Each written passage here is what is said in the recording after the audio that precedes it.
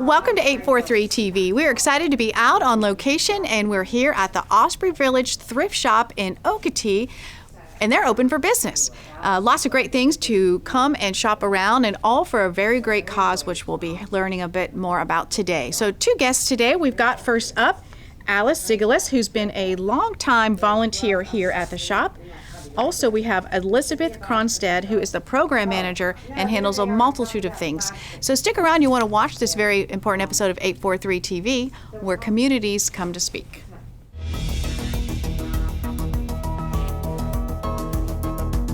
.843 TV, where the Lowcountry comes to speak.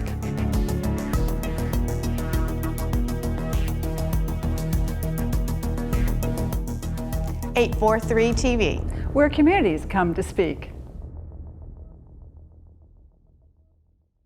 Welcome to 843 TV. We are excited to be out today, and we are in Okatie at the Osprey Village Thrift Shop, which has a very important mission, and we're going to be learning a little bit about that and also talking about this great place. And Alice Zigelis is joining us first up, who's a volunteer for at least about a decade. We were talking, right, Alice? That's right.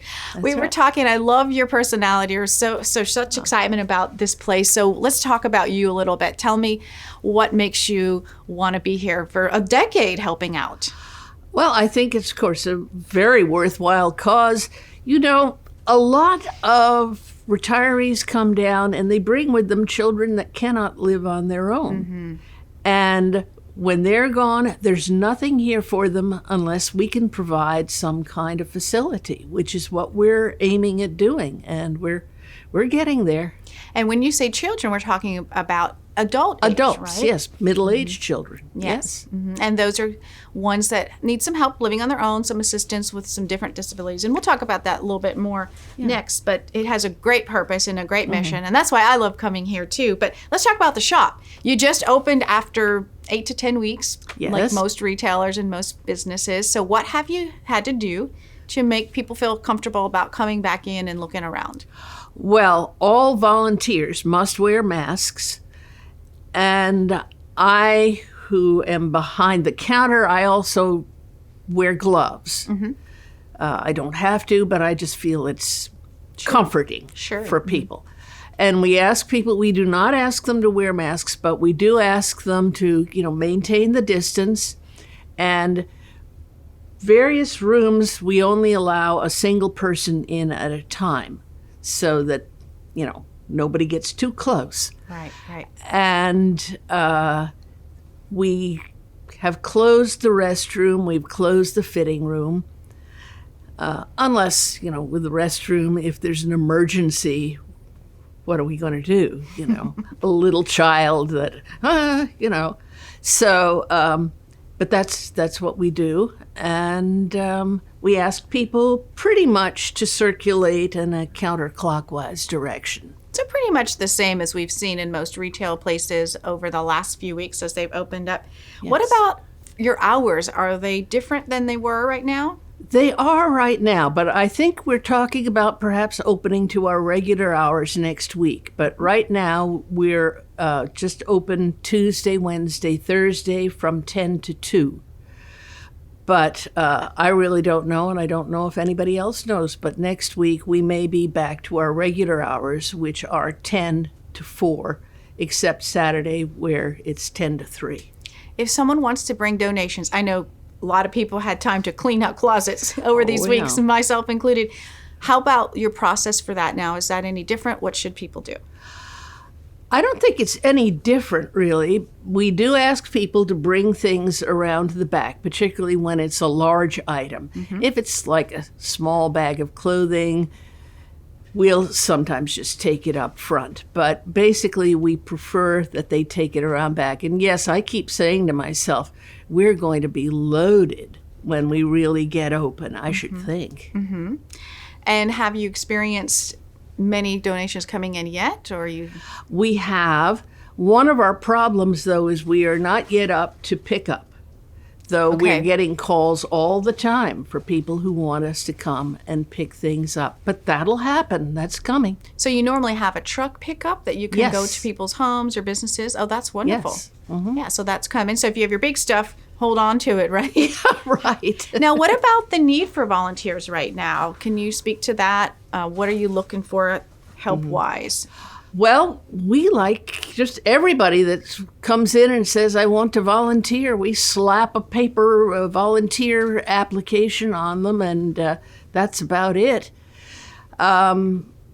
We have a few men that help. We have a gentleman who's well into his 90s who does most of our electronics checking, and we have a good many women. Some of them, most of them, I suppose, are retirees like myself. And it's a question, they say, well, how long do you expect us to work? Whatever's good for you is what we say. Mm-hmm. Whatever they're willing to give, whatever they have time for. Yes. Like me, I come in every Tuesday. There used to be 3 of us that we called ourselves the Tuesday morning girls. But what happens? One of them moved, so she's not with us anymore, and another one is a little nervous about coming back until this whole pandemic thing is over. Mm-hmm. But, as I said to you earlier, yes, we've lost volunteers. We need volunteers. Some of it's just simple attrition. People move. Right. Or decide, I guess, to do something different. Why anybody would, I don't know. Who would want to leave this area, yes. right? Let's talk about the merchandise here. We'll take maybe a little scan around later, but you've got departments set up. It's so cozy. You've got, I see, Christmas, holiday shop. But even right next to me here, this is a beautiful piece, and it's kind of a special one. Tell us about this. Yes. Several pieces there are from, and they're antiques, and they're from a company called Cambridge, which is very high-end glass. And those blue pieces are particularly fine, and the swan, I suppose. And they were all donated by a man who's an expert in that field. And we have more of his things back there, as beautiful as that.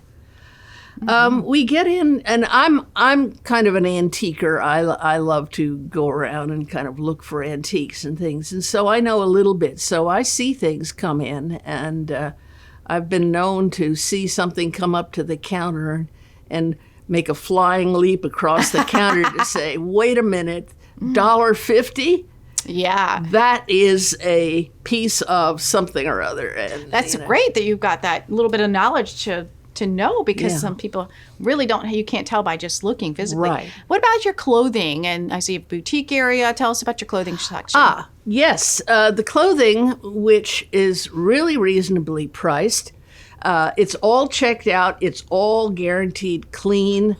And how do you guarantee that? That's a question I have for you all, and even just for other thrift shops. How do you know that? Sometimes people come in and they say, this just came out of the wash or something. So we sort of trust if we take it, it's folded, it's neat.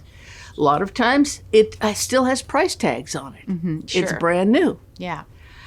And for some things like linens, we have a lovely woman named Fran who takes it all home, cleans it. She, believe it or not, loves to iron. Not many of those left today. No, but everything comes in all done up, tied in a ribbon and everything, and so we're pretty sure everything's good. Sounds and good. We try to check. I mean, sometimes you miss, but rarely. Check and make sure that there aren't things missing, like, a little hole here or something like that. Yeah. I was just watching an old Seinfeld show where there's a little spot of red on a cashmere sweater, and this goes through this whole business.